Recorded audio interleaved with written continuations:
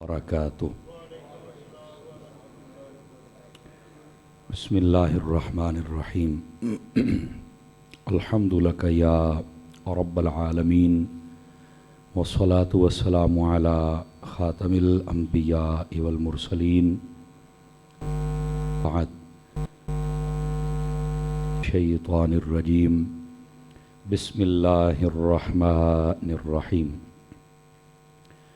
اذا السماء انفطرت واذا الكواكب انتثرت واذا البحار فجرت صدق اللہ العظیم ان اللہ وملائکته یصلون علی النبی یا ایہا الذین آمنوا صلوا علیہ وسلموا تسلیما الصلاة والسلام علیک یا سیدی یا رسول اللہ وعلی آلک وَأَصْحَابِكَ يَا سَيِّدِي يَا حبیب اللہ۔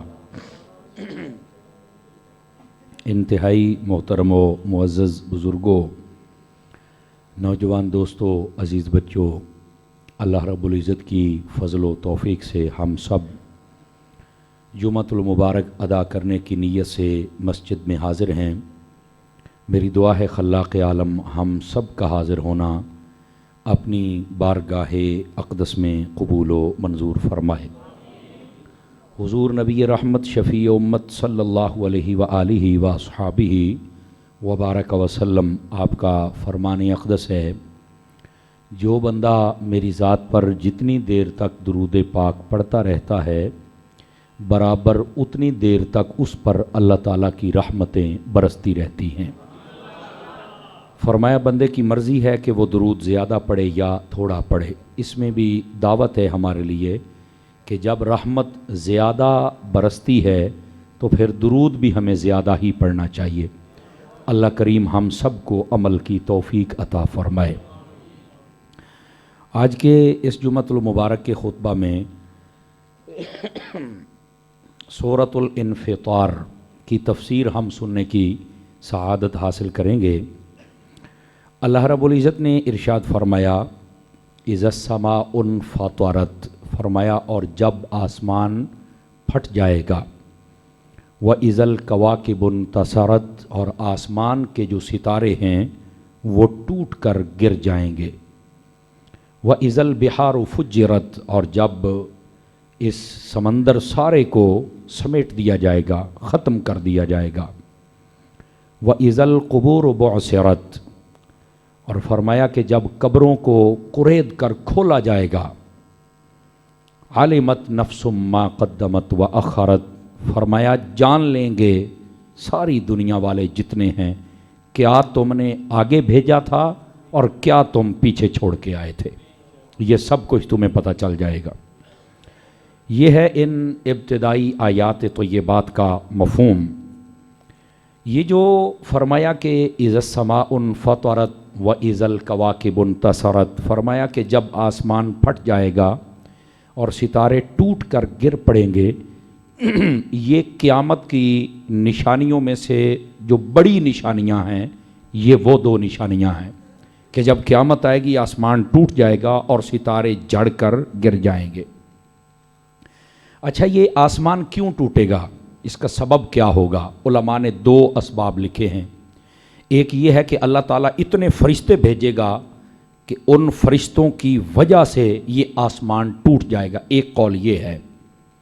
دوسرا قول یہ ہے کہ اللہ رب العزت کے قہر، جلال، غضب کی وجہ سے یہ آسمان پھٹ جائے گا اور ٹوٹ جائے گا اور اس کے ستارے بھی جڑ جائیں گے، یہ دوسرا قول ہے۔ اور علماء تفسیر نے ایک اور بڑی عجیب بات لکھی، عجیب مطلب ہے سمجھ میں آنے والی، کہ یہ جو دنیا ہے اس کی چھت آسمان کو کہا جاتا ہے، اور جب بھی کوئی اپنے مکان کو توڑنا اور گرانا چاہے تو وہ سب سے پہلے چھت کی طرف جاتا ہے۔ آپ نے دیواریں نہیں توڑتا، وہ سب سے پہلے چھت توڑتا ہے، اور چھت کو بھی سب سے پہلے نہیں توڑتا بلکہ اس چھت میں جو چیزیں لگی ہوں، آپ نے دیکھو آج بھی مکان توڑنا ہو کہتے ہیں سارے تو پہلے پکھے تو بلا بلا میں نا، آپ نے کبھی غور فرمایا ہے؟ تو یہ جو اس چھت کے اندر روشنی کا انتظام ہے سب سے پہلے اسے توڑا جائے گا، یعنی ستارے چڑھیں گے اور اس کے بعد پھر اس آسمان کو توڑ دیا جائے گا۔ یعنی اس دنیا کی جو چھت ہے اس کو اللہ تبارک و تعالیٰ توڑ ڈالے گا۔ یہ قیامت کی بڑی عجیب اور عظیم نشانیوں میں سے ہے۔ کیوں ٹوٹے گا وہ میں نے آپ کو بتا دیا کہ یا فرشتوں کی وجہ سے ٹوٹے گا، اتنی تعداد میں آئیں گے، یا پھر اللہ کے قہر، جلال اور غضب کی وجہ سے یہ ٹوٹ جائے گا۔ یہ دو قول ہیں۔ اور اس کے بعد فرمایا وَإِذَا الْبِحَارُ فُجِّرَتْ، اس کے بہت سارے معانی ہیں کہ جب سمندروں کو اکٹھا کر دیا جائے گا، ان کو سمیٹ دیا جائے گا یا ان کو ختم کر دیا جائے گا۔ قیامت والا دن جب ہوگا تو اس وقت یہ سمندر نہیں ہوں گے، صرف زمین ہوگی، اس زمین کے اوپر پہاڑ بھی نہیں ہوں گے۔ اتنی لیول ہوگی، یہ آج سے جب میں مدینہ شریف جانے سے پہلے میں نے آپ کو بتایا تھا، یہ اس سے دو صورتیں اگلی صورت کے اندر یہ مفہوم تھا۔ وَإِذَا الْأَرْضُ مُدَّتْ، اس آیت کے تحت میں نے عرض کیا تھا، اللہ تعالیٰ فرماتا ہے قیامت والے دن ہم پوری دنیا کو بالکل برابر کھینچ دیں گے۔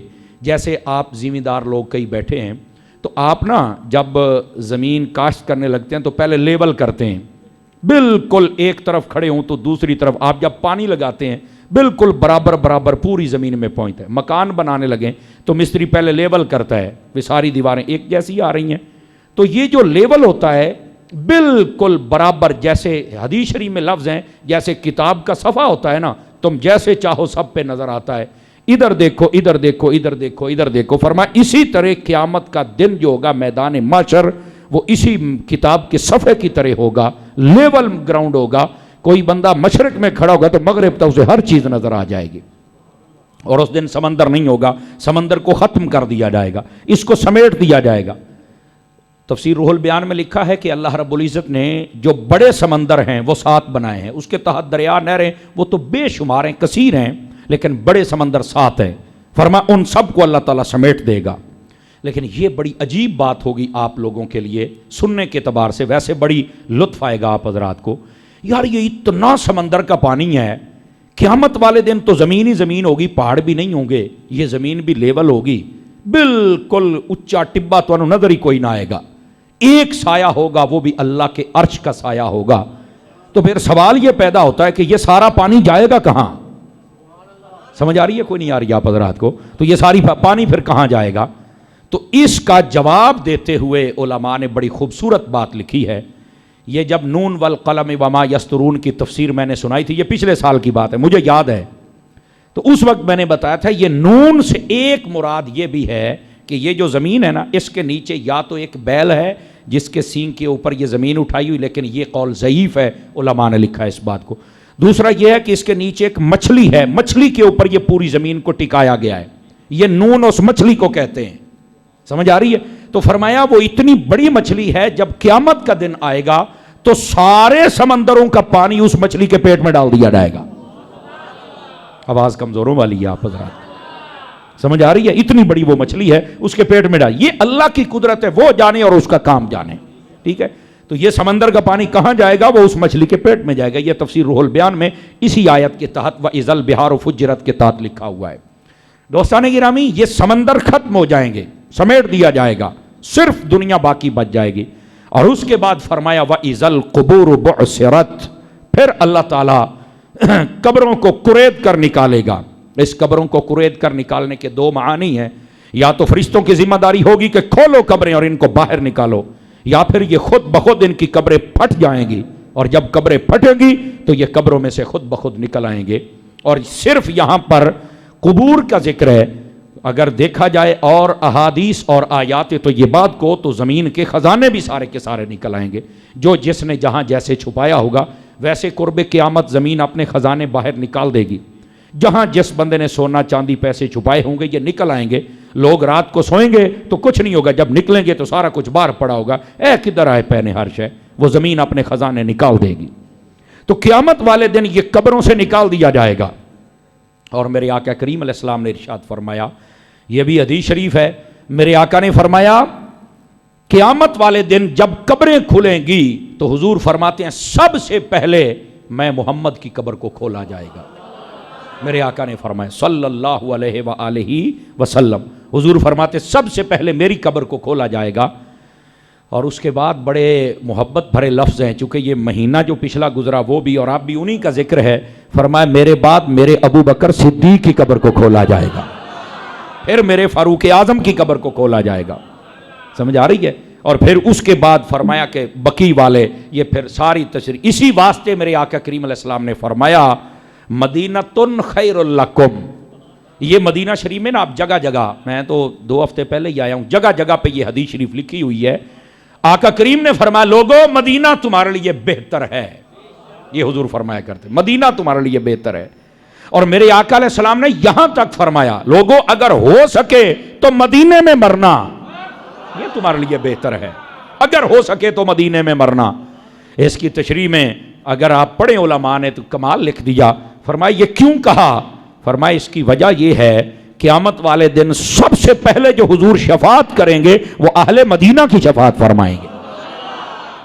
تو اس لیے فرمایا ہو سکے تو مدینے میں مر جانا. ٹھیک ہے؟ تو آقا کریم صلی اللہ علیہ وآلہ وسلم آپ کی قبر انور و اقدس و اطہر آپ کو کھولا جائے گا.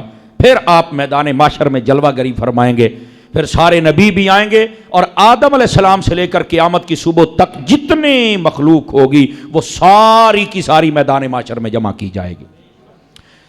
گرامی قدر حضرات، اس کے بعد فرمایا علمت نفس ما قدمت و اخرت. فرمایا جب قیامت میں قبریں کھلیں گی نا اور سب کو اکٹھا کیا جائے گا تو ان کو پتہ چل جائے گا جس نے جو آگے بھیجا اور جس نے جو پیچھے بھیجا، تمہیں سب چیز کا پتہ چل جائے گا. اب اس کا کیا مطلب ہے دوستان مکرم؟ اس کا مطلب آسان فہم وہ یہ ہے کہ ہم جتنے بھی اعمال کرتے ہیں نا یہ ہم اپنی آخرت کے لیے بھیج رہے ہیں. جتنے بھی ہمارے صدقات ہیں، خیرات ہیں، تلاوت ہے، ذکر ہے، فکر ہے، جو کچھ ہو رہا ہے یہ ہماری آخرت کے لیے جا رہا ہے. یہ وہاں پر ہمارا جو اکاؤنٹ ہے آخرت والا اس میں جمع ہو رہا ہے. اور یہ جو ہمارے کچھ اعمال ایسے ہیں جو ہم پیچھے چھوڑ کے جا رہے ہیں، ہم یہ سمجھتے ہیں کہ صرف مال و دولت ہے جو ہم پیچھے چھوڑ جائیں گے. نہیں نہیں نہیں نہیں. اس آیت کے تحت ایک حدیث لکھی ہوئی ہے. نبی پاک علیہ السلام نے ارشاد فرمایا جس بندے نے کوئی اچھا عمل شروع کیا اور لوگوں نے اس پر عمل کرنا شروع کر دیا، فرمایا وہ اچھا عمل کرنے والا یہ فوت ہو جائے گا. جب تک یہ اچھا عمل ہوتا رہے گا اس شروع کرنے والے کو اللہ ثواب عطا فرماتا رہے گا. اسی طرح اگر کسی نے برا عمل شروع کیا، اس کا آغاز کیا، تو فرمایا وہ مر جائے گا لیکن جب تک وہ برا عمل ہوتا رہے گا گناہ اس کو بھی ملتا رہے گا کہ شروع اس نے کیا تھا. تو اب اس کا کیا مطلب ہے؟ دیکھیں یہ مساجد بنی ہیں، اس مساجد کے اندر یہ لائٹ، یہ پنکھے، یہ اے سی، یہ خوبصورت قالینیں یہ پہلے تو نہیں تھی، لیکن جس نے بھی کیا ہے اچھا عمل کیا ہے. لوگ بڑے ذوق اور شوق اور محبت سے آ کے بیٹھتے ہیں، اللہ کا ذکر فکر و عبادت کرتے ہیں. جب تک یہ ہوتا رہے گا جس نے پہلے دن شروع کیا تھا اس کو ثواب ملتا رہے گا. اور آپ کو یہ بتا دوں کہ مسجدوں کی لائٹنگ کس نے شروع کی تھی پتہ ہے آپ حضرات کو؟ سن لیجئے، اس کا نام حضرت عمر بن خطاب رضی اللہ تعالیٰ عنہ، جس نے سب سے پہلے مسجد میں لائٹنگ شروع کی تھی. اور اس لائٹنگ کو دیکھ کر مولا علی بھی بول اٹھے تھے. فرمایا اے عمر تجھ پہ اللہ رحمت فرمائے، ہماری مسجدوں کو روشن کر دیا ہے. سمجھ آ رہی ہے جی؟ اسی طرح کوئی بھی نیک کام ہے وہ جب بھی کوئی شروع کرتا ہے جب تک ہوتا رہے گا ثواب ملتا رہے گا. اور جب کوئی برا کام کرتا ہے، مثال کے طور پر شادی بیاہ کے اوپر یہ جن بدماشوں نے یہ فائرنگیں شروع کی ہیں، شرابیں شروع کی ہیں اور کنجریوں کو نچانا شروع کیا ہے، اب دیکھا دیکھی تو لوگ بھی کر رہے ہیں. جن کمینے لوگوں نے سود کا کام کیا ہے، جن بے حیا لوگوں نے یہ رشوتیں لینا شروع کی ہیں اور یہ عادت ڈالی ہے، یہ ریت ڈالی ہے. سمجھ آ رہی ہے میری بات کی؟ کوئی نہیں آ رہی؟ وہ تو چلے جائیں گے بدکار، لیکن جب تک یہ کام ہوتا رہے گا گناہ انہیں ملتا رہے گا. تو اس واسطے کبھی بھی کوئی ایسا گندا کام کر کے نہ جانا. اسی طرح وہ حضرات بھی توجہ کریں جو مکان بناتے ہیں تو ایسے ہی 2-4 فٹ اپنے بھائی کا حصہ لے لیا، اپنے پڑوسی کا لے لیا، بعد جا کے یار اس لے تو موقع دیا کو نہ میں ہوں نہیں رکھ لے ہوں میں کی کرا. میں کہ تو رکھ لئیے نا ہوں تو چال قبرے تینوں لگ پتا جائے گا تینوں کی میں رکھ دینے صحیح نہیں. توجہ فرما رہے آپ حضرات. تو یہ حق مارنا حق کھانا، یہ جب تک تو بنا گیا مکان، اے یار 1 فٹ دا کیڑا مسئلہ ہے. میں کیا واقعی کوئی مسئلہ نہیں پتر، تو چلتا صحیح ایک باری، یہ تے مسئلہ ہی کوئی نہیں. مسئلہ تے تینوں اگے پتہ لگے گا نا. اگر مسئلہ کوئی نہیں تو مر پیچھے رکھ.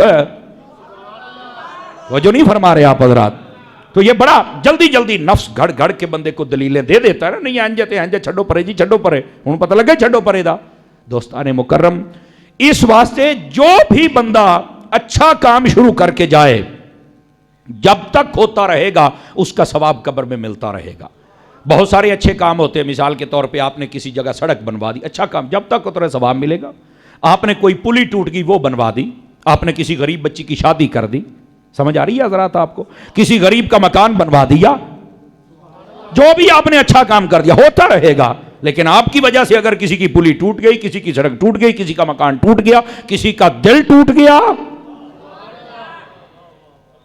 پھر کوئی پوچھ رہے، پھر گناہ ملے گا. اس واسطے اپنی زندگی میں ایسے عمل کیا کریں کہ جس کی وجہ سے نیکیاں بعد میں چلتی رہیں، نہ کہ گناہ چلتی رہیں.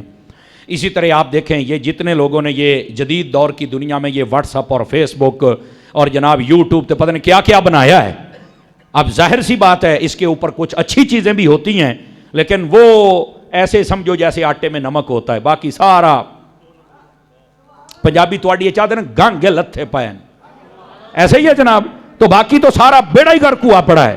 تو اب ظاہر سی بات ہے جب وہ مریں گے جواب تو دینا پڑے گا. تو ہم نے تو شروع کیا تھا، تو آپ کہیں گے اس سے تو بچا ہی نہیں جا سکتا. میں نے کہا نہیں، میں نہیں مانتا کہ نہیں بچا جا سکتا. اگر بچنا ناممکن ہوتا تو مدنی چینل بھی نہ بچتا، وہ تو بچا ہوا ہے نا. آپ نے توجہ نہیں فرمائی میری بات پر. تو بچ سکتے ہیں، ہم بچنا چاہتے نہیں، اصل مسئلہ یہ ہے. سمجھ آ رہی ہے؟ اب ان لوگوں نے بھی میڈیا پر کام کیا ہے، وہ بھی آپ کے سامنے ہے، اور امیر اہل سنت پیر الیاس قادری صاحب نے بھی شروع کیا ہے، وہ بھی آپ کے سامنے. لیکن کام ایسا کیا ہے جب تک ہوتا رہے گا اللہ کی رحمت سے ثواب ملتا رہے گا.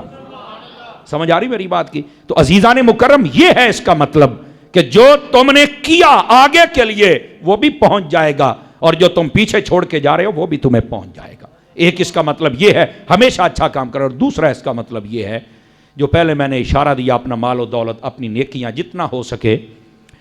یہ جب الہاکم التکاثر اس کی تفسیر میں نے سنائی تھی تو وہاں پر یہ حدیث میں نے عرض کی تھی، آج پھر سنا دیتا ہوں. میرے آقا فرماتے ہیں صلی اللہ علیہ وآلہ وسلم کہ لوگ کہتے ہیں یقول العبد مالی مالی مالی، فرمایا بندہ کہتا ہے یہ مال بھی میرا ہے، یہ بھی میرا ہے، یہ بھی میرا ہے، لیکن فرمایا اس بندے کو پتہ نہیں کہ تیرا مال ہے کون سا. کہتا یہ ضرور ہے کہ میرا یہ بھی مال ہے، یہ دکان، یہ زمین، یہ جائیداد، یہ بنگلہ، یہ سب کچھ میرا ہے، لیکن اسے پتہ نہیں کہ یہ کس کا ہے.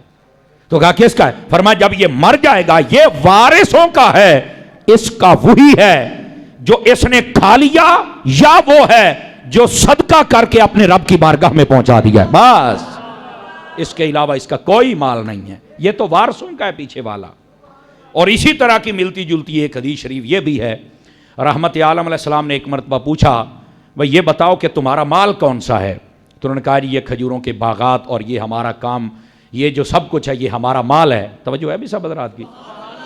تو کہا یہ تمہارا مال ہے؟ جی ہاں.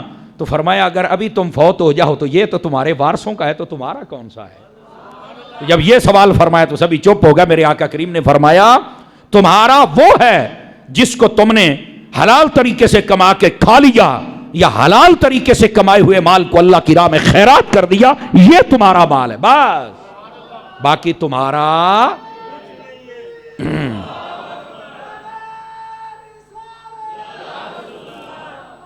بلکہ بخاری شریف کی حدیث شریف نہ سناؤں، بابا جی کے نعرے سے مجھے یاد آ گئی ہے. بخاری شریف میں حدیث شریف ہے، نبی پاک صلی اللہ علیہ وآلہ وسلم آپ کیسے ترغیب دلاتے تھے. حضرت ام المومنین اما عائشہ صدیقہ طیبہ طاہرہ رضی اللہ تعالی عنہا، آپ گھر میں تھی، حضور کی خدمت میں نا ایک شخص آیا، اس نے بکری بطور ہدیہ پیش کی. حضور صدقہ نہیں قبول کرتے تھے، صدقہ غریبوں میں تقسیم کر، صدقہ آل رسول بھی نہیں کھا سکتے.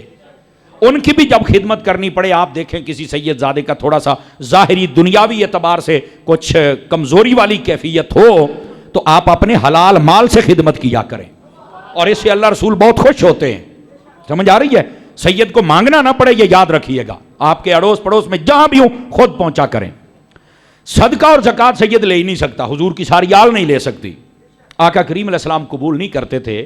آپ کی خدمت میں ایک بکری بطور ہدیہ اینڈ گفٹ جس کو ہم کہتے ہیں وہ بھیجی گئی. نبی پاک علیہ السلام نے قبول فرمائی اور کہا کہ گھر دے کے آؤ. ذبح کی اور گھر پہنچا دی. حضرت ام المومنین اما عائشہ صدیقہ طیبہ طاہرہ تھی. اب ان کی تربیت میرے آقا کریم علیہ السلام نے ایسے فرمائی تھی. آپ نے نا اس بکری کا گوشت تقسیم کر دیا غربا کے اندر. رات کو جب آقا کریم علیہ السلام تشریف لے کے گئے نا تو پوچھا عائشہ وہ بکری کا کیا بنا جو میں نے بھیجی تھی؟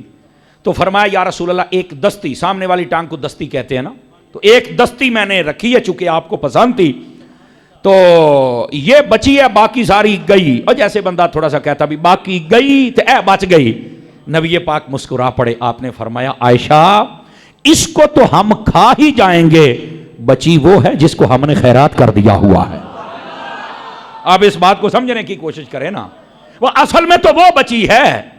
نہیں توجہ فرمائی آپ، انہوں تے آپ کھا ہی جانا ہے، بچی وہ ہے. یہ ہے اصل سمجھنے والا جملہ. جس کو ہم نے اللہ کی راہ میں خیرات کر دیا وہ ہمارے لیے بچی ہے. کیا مطلب ہے کہ اس کا اجر اللہ رب العزت ہمیں عطا فرما دے گا. تو یہ فرمایا کہ جو تم پیچھے چھوڑ کے جا رہے ہو وہ بھی تمہیں پتہ چل جائے گا، اور جو تم آگے لے کے گئے وہ بھی تمہیں پتہ چل جائے گا. سمجھ آ رہی ہے؟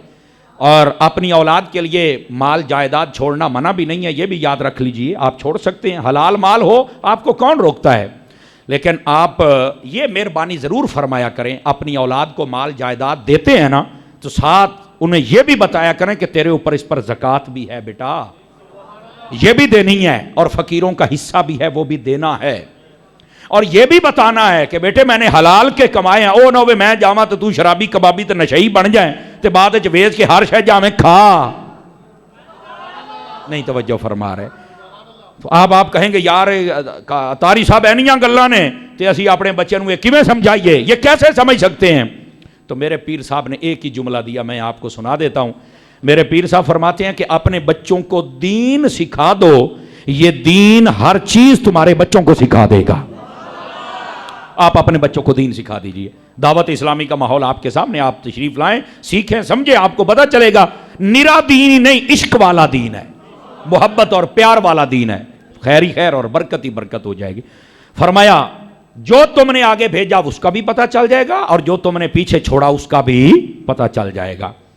یا ایھا الانسان ما غرک بربک الکریم، اے انسان تجھے اپنے رب کے جو کریم رب ہے اس سے کس نے فتنے میں ڈال دیا، وسوسے میں ڈال دیا؟ کون ہے جو تمہیں اس کے در سے بھگاتا ہے؟ آسان لفظوں میں کہہ رہا ہوں، ذرا اس بات کو سمجھنے کی کوشش کیجئے.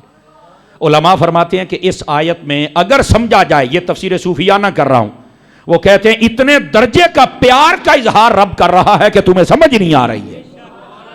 سمجھ آ رہی ہے؟ اب یہاں پر میں ایک بات آپ کی خدمت میں سناتا ہوں تاکہ آپ کو بات سمجھ آ جائے.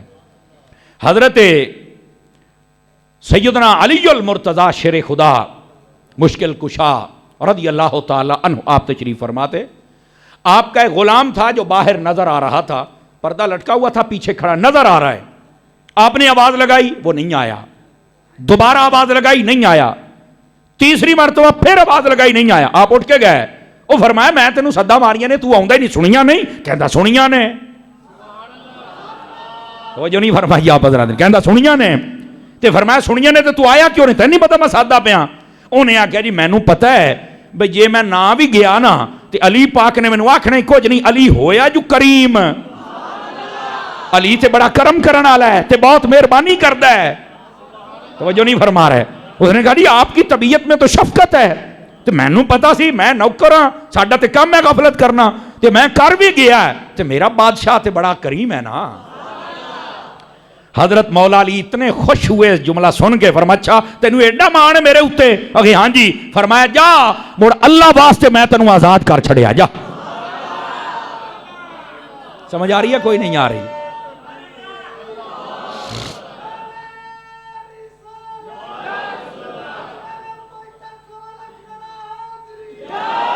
اللہ اکبر.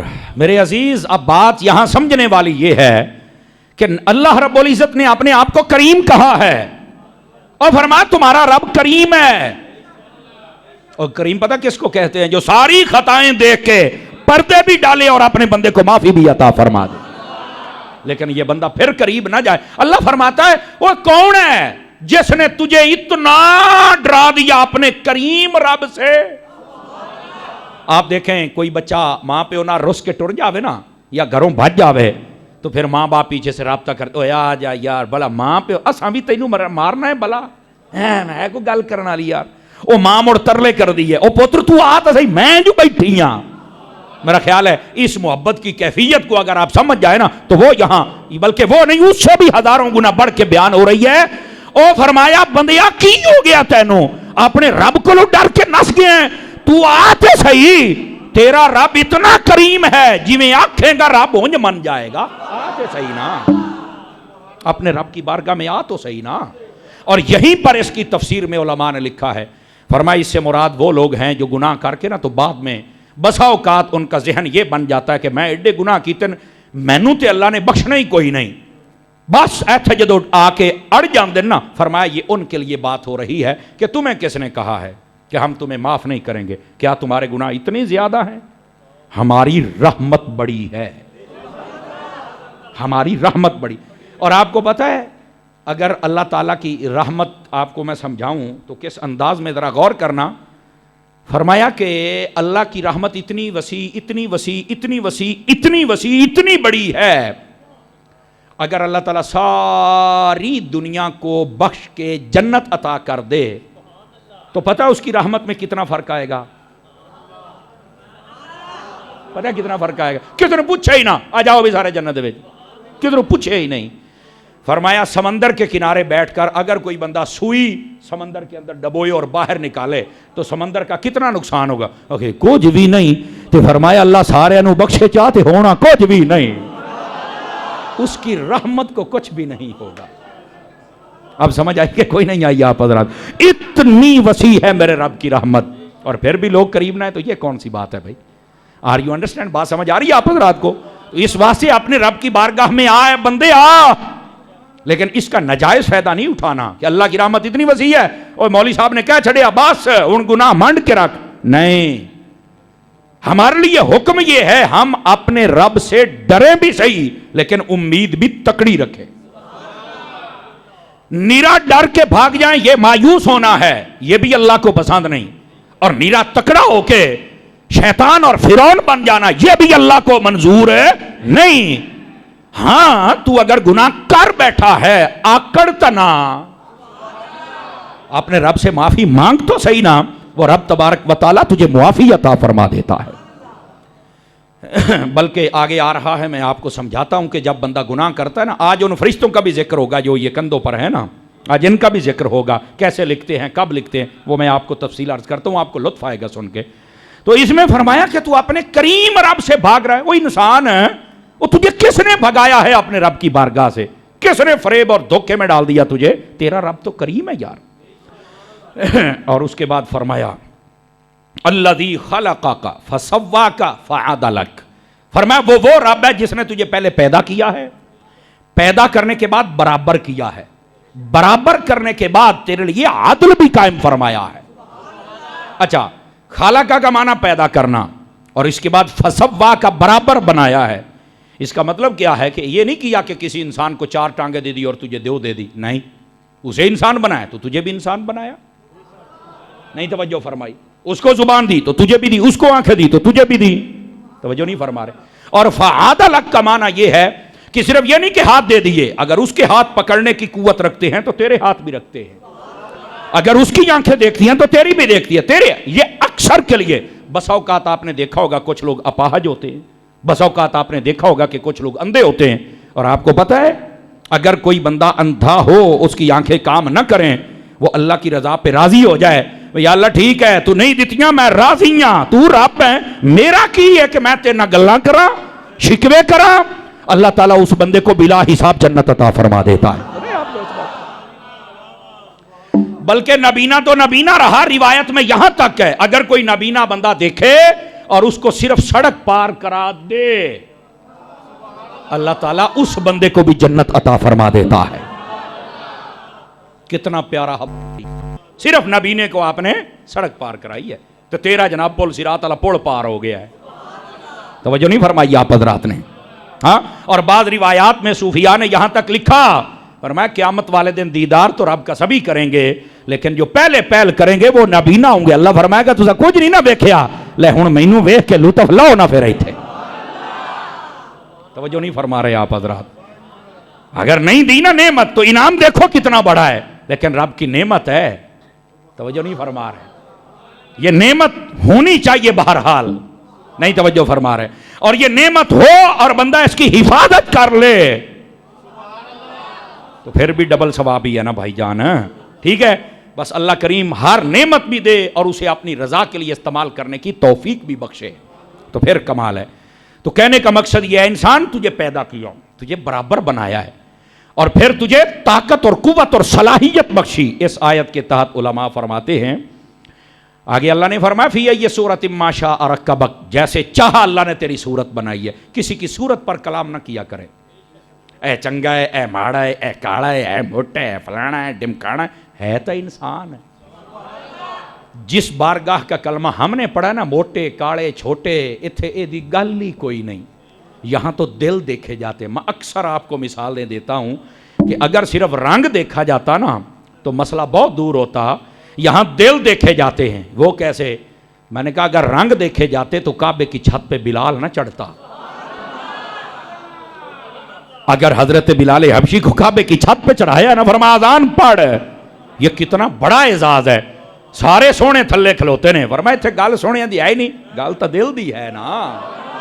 اور ہم بتائیں گے زمانے والوں کو جو ہم سے پیار کر کے تو دیکھے نا، تو محبت کر کے دیکھو، تمہیں یہ اعزاز عطا کر دیا جائے. لیکن اللہ فرماتا ہے جو چاہیں ہم تمہیں شکل عطا فرما دیتے ہیں.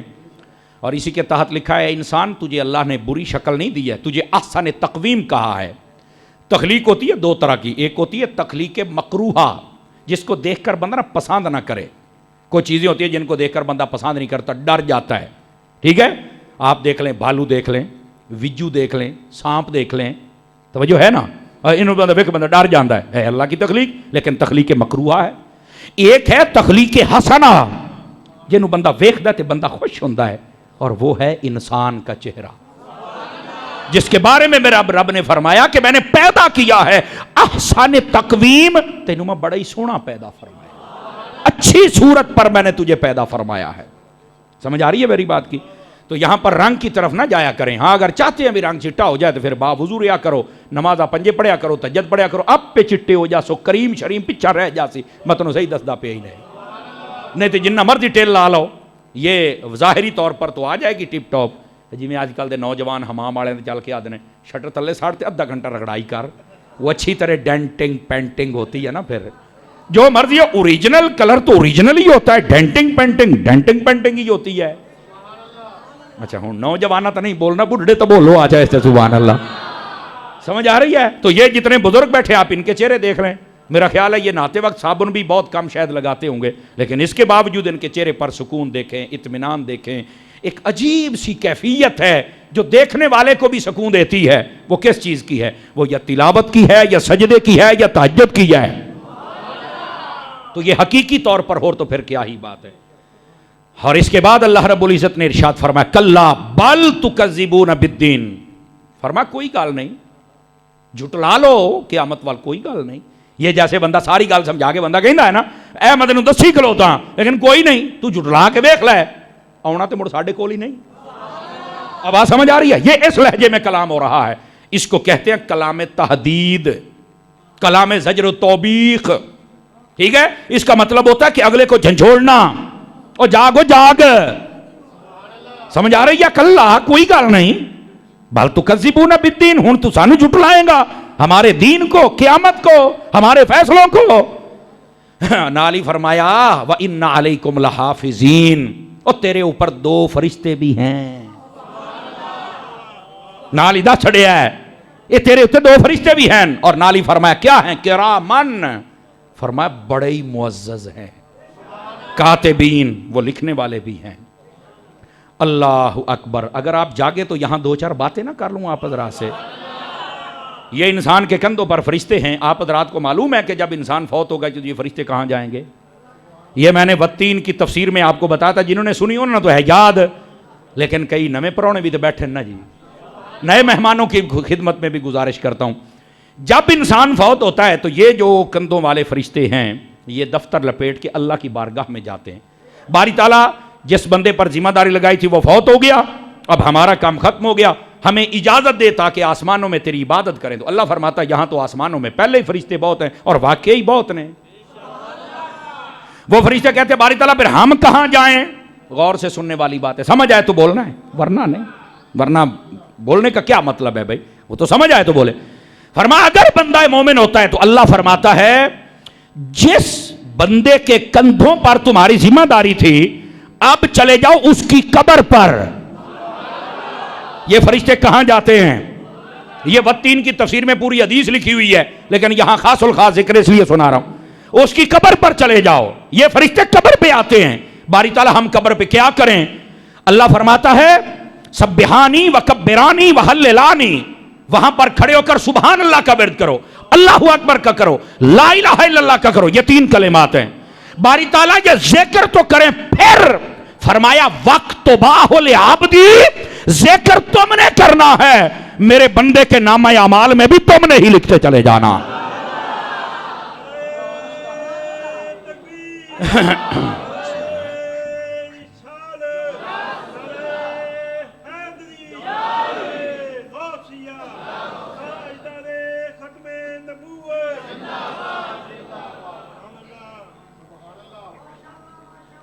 کو سمجھ آئی نہیں کہ کوئی نہ؟ یہ فرشتے قبر پہ آتے ہیں۔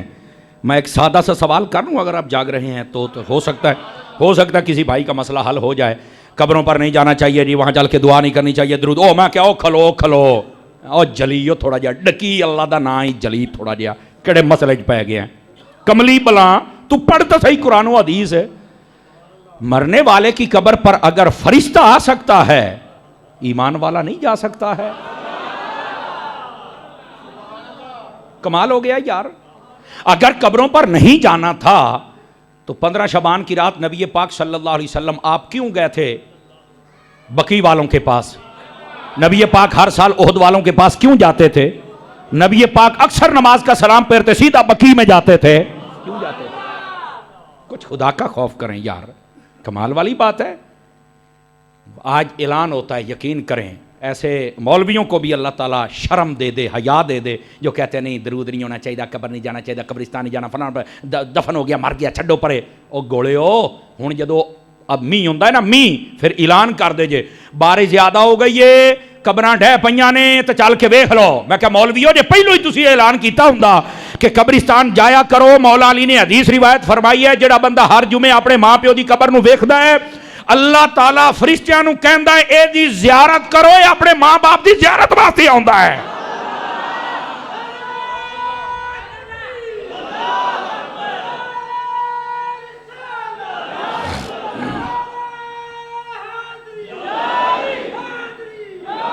مولویوں اگر یہ پہلے بتایا ہوتا، یہ سنی سارے بتاتے ہیں، میں کسی اور کو کہہ رہا ہوں، سمجھ تو آپ رہے ہی ہوں گے نا۔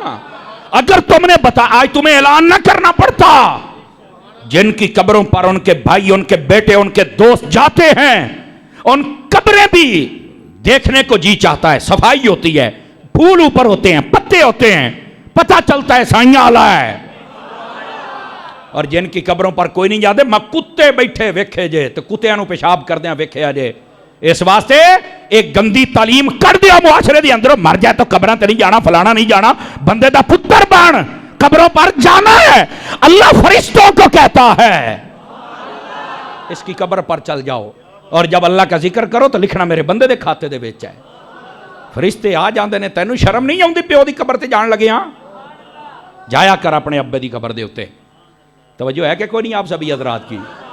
5-4 بندے ڈھلے پہ گئے، بھی گال بڑی ڈاڈی کر گیا مولوی، اب کیا کروں؟ میں گھوم گھما کے بات کرتے ہی نہیں، اپنے پاس سیدھا سادہ بس یہی مال ہے، اور لے جاؤ لے جاؤ، اپنی اولاد کو بتایا کرو جب میں فوت ہو جاؤں میری قبر پہ ضرور آنا ہے۔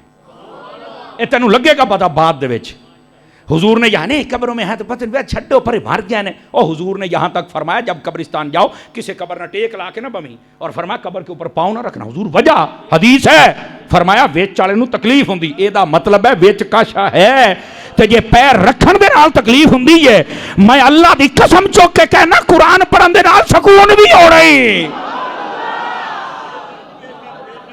او بولے او سبحان اللہ۔ اس واسطے اللہ دا نام ہی جایا کر قبراں تے بیٹھے ہو، دھیان دے نال مسئلہ سنیا کرو۔ ہاں یہ ہو گیا، وہ اللہ دے بندے ہو کی کر دے پے ہو تسی؟ اور فرمایا تمہارے اوپر یہ 2 فرشتے ہیں جو لکھتے ہیں، ان کو کہا گیا کرامن۔ تفسیر روح البیان کے اندر ایک ایسا نقطہ لکھا ہے جس نے میرا تو دل کر دیا مدینہ مدینہ. ان فرشتوں کو بلا کرامن کاتبین کیوں کہتے ہیں؟ کرام عزت والے. فرمایا عزت والے ہیں جو لکھنے والے ہیں. خدا کی قسم سن کے نا آپ کو لطف آ جائے گا, لطف, میں گارنٹی دیتا ہوں. تفسیر روح البیان میں لکھا ہے ان کو کرامن معزز اس لیے کہا کہ جب کوئی بندہ نیکی کرتا ہے, اے ہن گل غور دے نال سنیا جے, جب کوئی بندہ نیکی کرتا ہے تو یہ فرشتے فوراً نیکی کو لکھتے ہیں, نیکی کو لے کر اللہ کی بارگاہ میں جاتے ہیں اور کہتے ہیں یا اللہ یہ تیرے بندے کی نیکی ہے, ہم گواہی دیتے اس نے تیرے لیے کہ یا اللہ یہ قبول کر. فوراً قبولیت کے مہر لگوانے چلے جاتے ہیں. اور جب کوئی بندہ گناہ کرتا ہے تو یہ فرشتے نہیں لکھتے. اللہ فرماتا بھی لکھیا کیوں نہیں؟ اور فرمایا باری تعالیٰ اصل تو ہے کریم تے اسی بندے نو شام تائیں دا موقع دیتا ہے, ہو سکتا ہے توبہ کر لوے تے دا کم بن جاوے. یہ تفسیر روح البیان میں لکھا ہوا ہے. فرما اللہ کو فرشتوں کی یہ ادا اتنی پسند آئی, اللہ نے ان کا نام ہی کرامن کاتبین, یعنی لکھتے تو ہیں لیکن ہیں بڑے عزت والے. نہیں توجہ فرمائی آپ حضرات نے, ان کا نام اس لیے معزز پڑ گیا. اللہ تعالیٰ ان فرشتوں سے کہتا ہے تسی کیوں نہیں لکھ دے؟ فرمایا یا اللہ یہ دینا پردے پہ رہنے چنگا ہے. اللہ تعالیٰ ان سے خوش ہو جاتا فرشتوں سے. فرشتہ بھی ساڈا یہ پردے پوندا. اور میں نے آپ کو حدیث سنائی تھی, آج پھر سن لیں. فرمایا یہ دو فرشتے ہیں نا, یہ حاکم ہے, یہ اس کے ماتحت ہے. جب کوئی بندہ گناہ کرتا ہے نا تو یہ فرشتہ پہلے اس سے پوچھتا ہے ہاں سرکار میں لکھاں یا ہاں, آپ نے توجہ نہیں, ہاں آ جائے نا, اچھا ہے تھوڑی دیر پتی موڑا دا حضور لکھاں اس گناہ کیتا دو گیا ترا, ہاں یہ نہیں لکھ رہے. حدیث ہے بھائی, میں اپنے رنگ میں سنا رہا ہوں. اچھا جب شام گزر جاتی ہے تو پھر یہ پوچھتا لے کہندا لکھ لے, اور اگر وہ بندہ توبہ کر لے اینو پتہ کی یاد ہے, ویکھیا میں تینوں روکیا سی نا, او توبہ کر لئی سو, ٹھیک ہے. تے یہ نہیں کردا تو یہ فرشتہ پھر پتہ کیا کہتا ہے, افسوس بندے تیرے اوپر, تجھے اتنا ٹائم دیا گیا تو نے پھر توبہ نہیں کی ہے, افسوس ہمیں لکھنا پڑ رہا ہے. میرے دوست توبہ کر اپنے رب کی, کتنا کریم ہے وہ رب. یہ جو لکھنے والے فرشتے ہیں ان کو معزز اس لیے کہا گیا کہ یہ فوراً گناہ نہیں لکھتے ہیں, یہ رک جاتے ہیں. اللہ اکبر. اور اس کے بعد فرمایا یعلمون ما تفعلون, تمہارے اوپر فرشتے بھی ہیں, بڑے معزز ہیں لکھنے والے. میرا خیال ہے لکھاری کو معزز ہی ہونا چاہیے. نہیں توجہ فرما رہے, یہ جو لکھنے والا ہوتا نا کہندا جی میں لکھاں چاہ تے مڑ بندہ چھوٹ جاوے, میں مڑ ویکھساں کیویں چھوٹدا, تے جے میں لکھاں چاہ بندہ پھس جاوے, اس کا مطلب لکھاری میں کچھ تو ہے نا. یہ لفظوں کی سارا کھیل ہوتا ہے. یہ بالخصوص جو تھانے کے چہرے میں بیٹھتے ہیں نا, یہ ان کے لیے بڑا خاص جملہ میں نے بولا ہے, وہ سمجھ وہ بھی گئے ہوں گے. آپ اللہ کرے کسی نے واسطہ نہ ہی پوے, سمجھو ہے نا. لیکن میں ایک بات بتا دوں, میں نے کہا لکھنے والا وہ ہو جس کو رب معزز کہے, ایسا قلم چلا, ورنہ یاد رکھ یہ بات میں تجھے, میں اللہ نے فرمایا نون والقلم وما یسطرون, فرمایا نون مینوں مچھلی دی قسم ہے, اے مچھلی دی گئی بھی میں تانوں سنایا, والقلم وما یسطرون, فرمایا مینوں قلم دی بھی قسم ہے تے جو او دے نال لکھیا جاندا مینوں او دی بھی قسم ہے. تے قلم دے نال جدوں لکھیا کر حساب کتاب ڈنڈی نہ ماریا کر, تے لکھن لگیاں غلط رپورٹاں نہ لکھیا کر, مر تھاں جائیں گا. تے لکھن لگیاں غریباں تے ظلم نہ لکھیا کر. تو نا میں گگی ماری ہے, میں کہا جدو تیرا کام مریا نا, آپ نے توجہ نہیں فرمائی میری بات پر, میں گگی ماری ہے, یہ گگی سائن گگی ہے, میں گگی ماری, میں کہا جدو تیرا کام مرسی پوتر تنو لگ لو جاسی. اس واسطے اپنی طبیعت کے فرعون نہ بنے, طبیعت کے غلام مصطفیٰ بنے تو پھر مزہ آتا ہے. یعلمون ما تفعلون, فرما اللہ جانتا ہے جو تم کرتے ہو, اللہ جانتا ہے. میرے بھائی ہم جو بھی کرتے ہیں اللہ جانتا ہے. آپ دیکھیں ہمارے ملک کے حالات اس وقت بڑے عجیب ہیں. آپ دعا کریں اللہ کریم ہمارے ملک کو ہر قسم کے بحران سے نکال کر اپنی رحمت کا وافر حصہ عطا فرما دے. سب کرسیوں کی لڑائی ہے, مطلب مجھے شرم آتی ہے یہ مثال دیتے ہوئے کہ ان کی مثال اس کتے جیسی ہے جس کے منہ میں ہڈی آ جائے تو چپ کر جاتا ہے, جب کھینچ لی جائے تو بھونکنا شروع کر دیتا ہے. معذرت کے ساتھ اگر نہ پسند آئے تو میری مثال واپس کر دیں. ان کی مثال اس کتے جیسی بنی ہوئی ہے. آپ محترم کتے نہ بنیں, آپ بندے بنیں, اس ملک کا سوچیں. اور اس ملک کے لوگوں سے بھی میں کہتا ہوں کہ تم بھی پھر انہی کے پیچھے بھاگو گے. کاش کہ اتنا مصطفیٰ کے دین کے لیے کوشش کی ہوتی، آج تمہارے یہ حالت نہ ہوتی۔ تم بھی 5000 روپیہ لے کے ان کو ووٹ دیتے ہو، ہوں سمجھ آ گئی ہے کون مخلص ہے اس ملک کے ساتھ؟ کوئی اس ملک کے ساتھ مخلص نہیں ہے۔ دعا کریں اللہ ہمیں مخلص لوگ عطا فرما دے، یا جتنے مخلص ہیں ان کو حکومت عطا کر دے، یا کوئی پوچھنے والا نہیں ہے۔ یہ 10 مہینوں کی لڑائی نے ثابت کر دیا تمہاری کسی کو فکر نہیں ہے، تم ایسے ہی لڑائیاں کرتے ہو۔ الیکشن ہوندے پہننا ایویں تسی لڑنا ایک دوے دے نال تے ویردیاں رہنا ہے، ایویں تسی بینر لاؤنے نے، تسا ڈب کے نہ مرسو اس ویلے، میں دسو نا ذرا، میں تھوڑی جی گل تے تواڈے نال بھی کر لواں نا۔ ایویں تسی ایک دوے دے نال بندوقاں چا کے او دے پیچھے بھج وگنا گولے دے، جڑا 4 سال تیری گلی چ نہیں بڑھیا، ہن کوئی فوت کی ہونی ہے انہاں بھج کے سارے تو پہلی صافے چ آ جانا، سارے فیتے سارے درود۔ توجہ نہیں فرما رہے آپ حضرات، بلکہ ہن انہاں نوں آکھو تے بچیاں دے کان چ اذان بھی دے سن، ایڈے ویلے ودے نے پوچھن والا ہی کوئی نہیں۔ بچ جاؤ ان لٹیروں سے، ان ڈاکوؤں سے، خدا کا خوف کریں۔ یہ کمینے اگر ہماری آواز ان تک پہنچے، پھر کہتے مولوی صاحب نے کمینہ کہہ دیا ہے، تو میں کہتا ہوں مڑ حاجی تو کوئی نہ ہویا نا، اب تمہیں کیا کہوں بتا ذرا۔ اس ملک کا بیڑا غرق کر دیا، دوائیاں مہنگی، آٹا مہنگا، غریب مر رہا ہے بیچارہ، بھوک سے لوگ خودکشیاں کر رہے ہیں، سمندروں دریاؤں میں چھلانگے لگا رہے ہیں، لیکن یہ بدماش کرسیوں کے لیے لگے ہوئے ہیں۔ اور اگر عالم کفر کو دیکھو تو وہ ہماری غیرت کو پھر جھنجھوڑ رہا ہے۔ سویڈن کے اندر سرکاری اجازت سے قرآن مجید کی بے حرمتی کی گئی، قرآن مجید کو جلایا گیا۔ گرامی قدر حضرات، ہماری حکومت کا بھی کوئی بیانیہ میری نظر سے نہیں گزرا کہ انہوں نے کوئی بیان دیا ہو، ان کی غیرت بھی جاگی ہو، انہوں نے کرسی تو فرصت ملے تھا۔ لیکن ایک ملک میں نے دیکھا جس کا نام ترکی ہے، لاکھوں کروڑوں لوگ نکلے اور قرآن مجید یوں ہاتھ میں اٹھا کے نکلے، انہوں نے کہا ہم اس قرآن کی حرمت کو جانتے ہیں، اور اس ملک کے سفارتکار کو بھی بھگا دیا، نکل جا کتیا، ایتھے تیری کوئی جگہ نہیں ہے، یہاں وہ رہ سکے گا جو سرکاری طور پہ بتائیں کہ ہم قرآن کی بھی عزت کریں گے، صاحب قرآن کی بھی عزت کریں گے۔ ہماری طرف سے اجتماعی لعنت ایسے لوگوں پر جن کی غیرت ابھی نہیں جاگی ہے، اور بہت سارے جگہوں پر یہ احتجاج ریکارڈ ہو رہے ہیں۔ یار یہ لوگوں کا احتجاج کیا کرے گا جب تک یہ سرکاری لوگ آگے نہیں بڑھیں گے؟ ان کو غیرت چاہیے کہ یہ بتائیں پوری دنیا کو کہ ہم مسلمان ہیں، ہم اپنا وقار چاہتے ہیں، ہمارا قرآن ہے۔ اگر قرآن کی عزت نہیں تو کس کی عزت ہے بتاؤ مجھے؟ کوئی بولنے والا نہیں ہے۔ اب یہ چند جگہوں پر یہ مولوی لوگ ہوں گے جو بیچارے یہ جلسے جلوس نکالیں گے، بس اللہ خیر صلی، اور یہ بھی ان کو کرنا چاہیے، بالکل نہیں رکنا، کرنا ضرور چاہیے۔ اس کی وجہ یہ ہے کہ جب ابراہیم علیہ السلام کو آگ میں ڈالا جانے لگا تھا نا، تو ایک چڑیا اپنی چونچ میں پانی کا ایک قطرہ لے کے آ گئی، تو انہوں کسی نے پوچھا بھی آتے تھے بڑے بڑے فرشتے آگ بجھاون والے نے، تو ایک ہی ہیں؟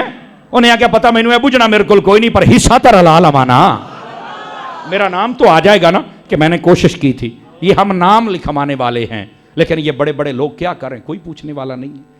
اور یہ میں ویسے میں آپ کو بات بتا دوں، یہ ایسا پتہ کیوں ہوتا ہے؟ ناراض نہیں ہونا آپ نے۔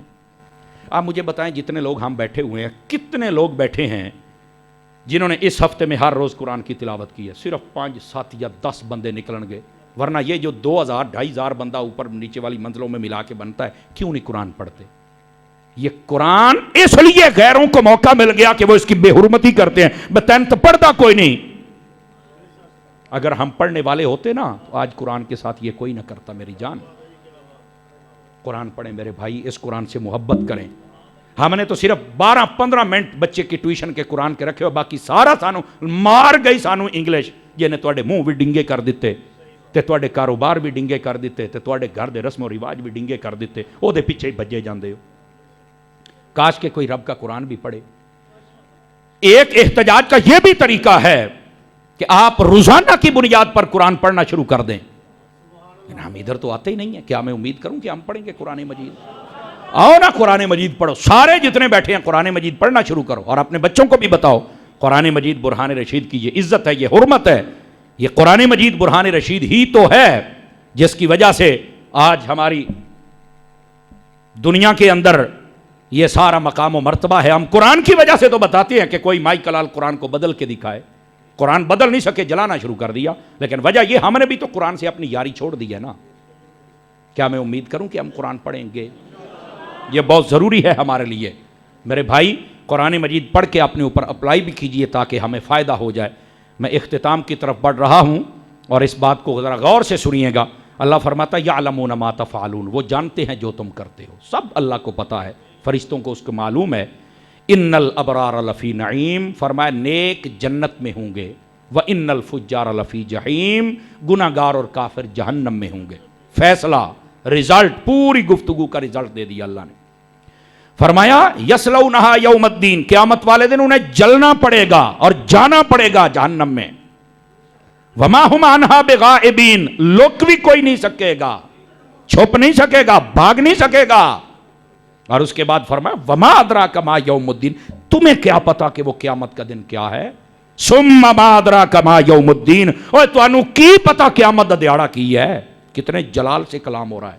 اور اس کے بعد فرمایا یوم لا تملک نفس لنفس شیئا، اس دن کوئی بندہ کسی اور چیز کا مالک نہ ہوگا۔ سمجھ آ رہی ہے؟ حقیقی مالک جسے کہتے ہیں۔ فرمایا اگر والامر یومئذ للہ، اگر حکم چلے گا تو میرے رب کا حکم چلے گا، جو رب کہے گا وہ ہوگا، اس کے علاوہ کچھ ہو سکتا۔ اور یہی اللہ ہے، نبیوں کو حکم دے گا کہ شفاعت کرو تو ہوگی، اگر اللہ حکم نہ دے تو کوئی کر سکتا؟ اللہ حکم دے گا قرآن کو، حجر اسود کو، کعبے کو، رمضان کو، شہداء کو، حافظوں کو، عالموں کو، نیکوں کو، تہجد گزاروں کو کہ تم لوگوں کی شفاعت کرو تو وہ سارے کریں گے، اگر اللہ اجازت نہ دے تو کوئی کر سکتا؟ یہ اس آیت کا مطلب ہے۔ گرامی قدر حضرات، قرآن مجید سے محبت اور پیار کیجئے، اللہ کریم ہم سب کی حاضری قبول فرمائے۔